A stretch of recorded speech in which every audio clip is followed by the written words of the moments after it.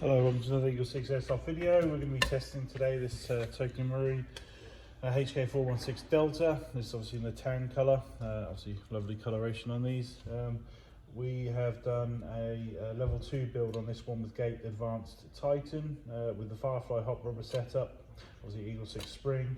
We've done the Prometheus gold contact bars here in the stock.